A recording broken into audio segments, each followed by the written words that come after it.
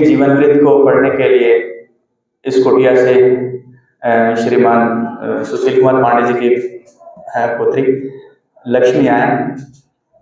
ये स्वामी जी के जीवन के विषय में संक्षिप्त परिचय आप सभी के समक्ष रखेंगी। कृपया ध्यान से श्रवण कीजिएगा क्योंकि लगभग आगे के सभी परम आदरणीय स्वामी जी, आदरणीय देवी जी, मंच पर आसीन विशिष्ट अतिथि तथा इस सभागार में उपस्थित सभी आगंतुक, आप सभी को मेरा विनम्र प्रणाम। मेरा नाम सोनाक्षी है। मैं 12वीं कक्षा की विद्यार्थिनी हूँ। मेरे लिए बहुत सौभाग्य की बात है कि मुझे स्वामी जी जैसे यथार्थ चिंतक की जीवन वृत्त पढ़ने का अवसर प्राप्त हुआ। मेरा संबंध इस कुटिया से लगभग 5 वर्ष की आयु से है और स्वामी जी के साथ तो मेरी व्यक्तिगत स्मृतियाँ भी जुड़ी हुई हैं। अब मैं आपको स्वामी जी की जीवनी पढ़ के सुनाऊंगी। कृपया मेरी त्रुटियों को क्षमा कीजिएगा। गीता में कृष्ण ने अर्जुन को अध्याय 2 श्लोक 16 में उपदेश दिया है कि ना सतो विद्यते भावो ना भावो विद्यते सतः उभयोरपि दृष्टो अंत स्वन्योस्तत्वदर्शिभिः। अर्थात असत्य का कोई अस्तित्व नहीं होता तथा सत्य का विलोप या नष्ट हो जाना संभव नहीं है। इसलिए तत्वज्ञानी व्यक्ति हर स्थल पर सत्य व असत्य को अलग अलग कर सत्य को ग्रहण व असत्य का त्याग करते हैं। यह पवित्र श्लोक परम आदरणीय स्वामी जी का सबसे अधिक प्रिय श्लोक था। हर प्रवचन एवं व्याख्यान से पूर्व परम आदरणीय स्वामी जी इस श्लोक की जरूर आवृत्ति करते थे। यथार्थ उनका जीवन था, यथार्थ उनका मार्ग था, यथार्थ उनका दृष्टिकोण था, यथार्थ उनका दर्शन था, यथार्थ उनका ध्येय था व यथार्थ उनकी मंजिल थी। परम आदरणीय स्वामी जी यथार्थ को शाश्वत की ओर एक निरंतर व असीमित गतिशीलता मानते थे। उनके जीवन पर अध्ययन करने से ये सभी बातें पूर्णतः स्पष्ट हो जाती हैं। बाल्यकाल से ही परम आदरणीय स्वामी जी गीता के अनन्य भक्त रहे। किशोर अवस्था में एक तत्वज्ञ गुरु प्राप्त करने हेतु स्वामी जी ने कन्याकुमारी से बद्रीनाथ तक 2 बार पद यात्राएं की। सांकर परंपरा में दीक्षित होने के बाद अपने एक गुरु भाई की प्रेरणा से परम आदरणीय स्वामी जी कुरुक्षेत्र पहुंचे। कुरुक्षेत्र के पास एक गांव खेड़ी ब्राह्मण के जंगल में 3 माह रहने के पश्चात गुजरात के शासनगिर जंगल में साधना करने हेतु प्रस्थान कर गए। वहां से अधिक कठिन साधना करने हेतु नर्मदा नदी तट पर स्थित सुल्पानेश्वर जंगल में प्रयाण कर गए। इससे पूर्व परम आदरणीय स्वामी जी छोटा नागपुर के जंगल तथा अलीगढ़ की बिहरों में आत्मशोधक साधनाएं करते रहे। और अधिक तीव्र साधनाओं के लिए परम आदरणीय स्वामी जी ऋषिकेश के रास्ते हिमालय पर चले गए। हिमालय पर अत्रि गुफा, तुंगनाथ तथा पंवाली की बर्फीली चोटियों पर तीव्र साधनाओं में लीन रहे। एक प्रातः काल जब बर्फीली चोटियों पर सूरज की स्वर्णिम मीठी रोशनी चमक रही थी, परम आदरणीय स्वामी जी तब निर्विचार स्थिति में ध्यानस्थ थे और उस समय उनमें ज्ञान का प्रकाश हुआ।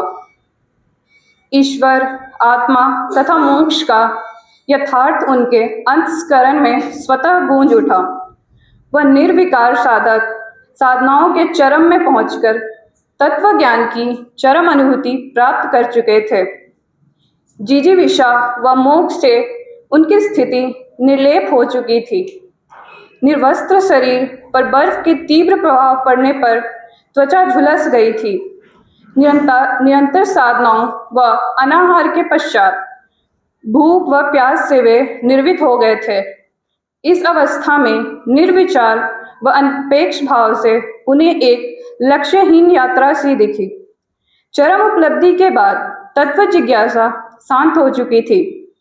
शरीर वहन की अनावश्यकता को समझते हेतु ऋषिकेश में प्रातः 3 बजे ब्रह्मा मुहूर्त में शरीर को गंगा में विसर्जन करने के लिए परम आदरणीय स्वामी जी उद्यत ही थे कि वहां शाश्वत लीन श्री स्वामी शांतानंद राजहंस जी आ खड़े हुए। उन्होंने निवेदन किया कि शरीर तो आप कभी भी त्याग सकते हैं, परंतु इससे पहले मेरे अनुरोध पर आप एक वृद्ध व्यक्ति से जरूर मिल लें।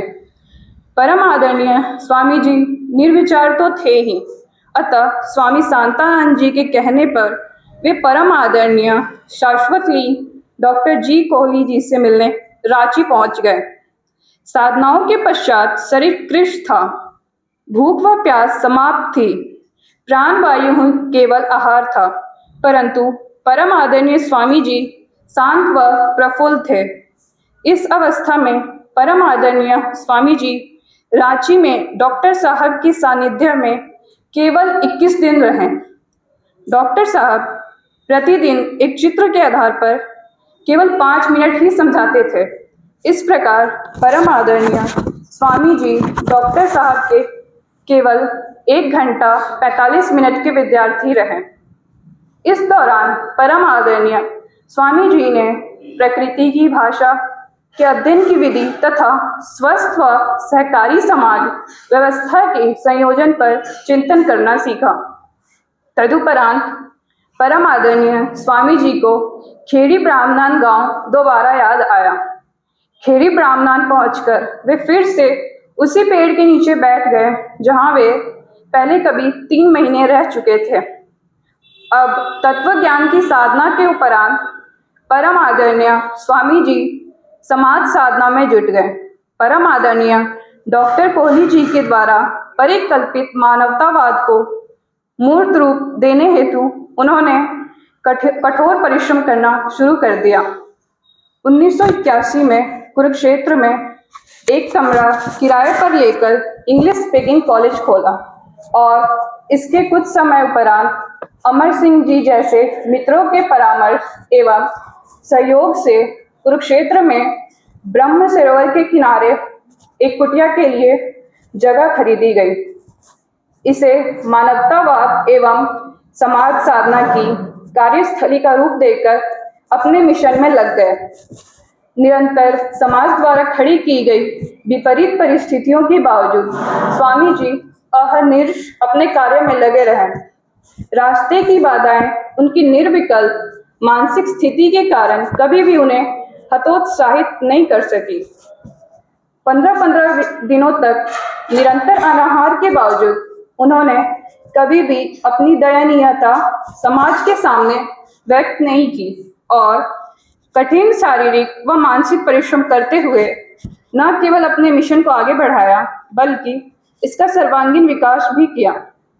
अपनी विचारधारा के अनुकूल स्वामी जी ने अपनी कुटिया को विद्यालय कहा। विश्व दृष्टिकोण तथा मानवता के पक्षधर होने कारण यह इंटरनेशनल स्कूल कहलाया। विश्व में मानवता की स्थापना हेतु चिंतन तथा प्रयोग दोनों ही अनिवार्यतः आवश्यक हैं। अतः स्कूल के नाम के साथ थॉट्स एंड प्रैक्टिस का भी संयोग किया गया। फलस्वरूप the international school of humanitarian thoughts and practice या मानवतावादी विश्व संस्थान के रूप में आज नव मानवतावाद का सर्वांगीण रूप समाज के सामने उपस्थित है। स्वामी जी के अथक प्रयासों को समाज एवं विश्व में पहचान मिली। समय समय पर अनेक प्रबुद्ध लोगों का संस्थान में आगमन हुआ और मिशन की विचारधारा को समक्ष कर पूर्ण सहमति व्यक्त करते हुए उन्होंने अपना समर्थन दिया। 1996 में स्वामी जी को अमेरिका, नॉर्वे, स्वीडन आदि देशों में जाने का अवसर मिला और विश्व के बड़े विचारकों के सामने अपनी बात रखकर उन्हें अपनी विचारधारा से पूर्ण रूप से सहमत एवं आश्वस्त कराया। इसके बाद तो 2017 तक हर वर्ष किसी न किसी ध्येय को लेकर विदेश जाते रहे और अपने मिशन एवं संस्थान को आगे बढ़ाने का कार्य करते रहें। प्रोफेसर डेविड वार्डन और प्रोफेसर जो गैस्टिन जैसे प्रबुद्ध मनीषी यहाँ आए, विचारधारा को समझा और अपना सहयोग व समर्थन दिया।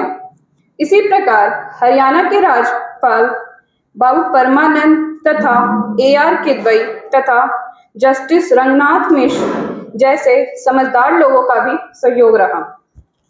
समाज द्वारा उनके रास्ते में अनेक रुकावटें व बाधाएं खड़ी की गई, परंतु उनकी बहुआयामी कार्यकुशलता के कारण उस सूर्य के सामने आने वाले अवरोध के सभी बादल निष्प्रभ होते चले गए और मिशन का कार्य आगे बढ़ता चला गया। सन 2017 से वे बीमार रहने लगे और उन पर हृदयघात व लकवे जैसी बीमारियों के आक्रमण हुए। एक बार बीच में वे स्वस्थ भी होने लगे, लेकिन निरंतर परिश्रम, कष्टों और मानसिक तनाव के कारण फिर रोग बढ़ने लगे और अंत में 26 जून सन 2018 को अपनी अंतिम सांसें लेते हुए वे शाश्वत लीन हो गए। आज उनके द्वारा गढ़ा गया नव मानवतावाद का सर्वांगीण रूप समाज के सामने खड़ा है और हमारे सामने एक चुनौती है कि हम इसे किस प्रकार जीवित रखते हुए आगे बढ़ाएं तथा पूरे विश्व एवं समाज के सामने ले जाते हुए विश्व शांति, विश्व प्रगति और विश्व कल्याण के उनके लक्ष्य को पूरा करें। धन्यवाद। सत्य की जय, वीरता की जय, क्रांति की जय। बहुत बहुत धन्यवाद लक्ष्मी। आप सभी ने लक्ष्मी के द्वारा स्वामी जी के जीवन वृत्त के विषय में लगभग ध्यानपूर्वक सुना कि किस प्रकार से एक व्यक्ति सत्य की खोज में घर से निकला और जिस दृष्टिकोण को लेकर निकला और दुनिया भर की विपरीतताओं के बावजूद भी वो आत्म तत्व को जानने में सफल रहे और आत्म तत्व को जानने के उपरांत जिस समाज व्यवस्था की शिक्षा प्राप्त हुई उसको स्थापित करने में भी सफल हुए। लेकिन सफलता सिर्फ एक व्यक्ति के बस की बात नहीं है।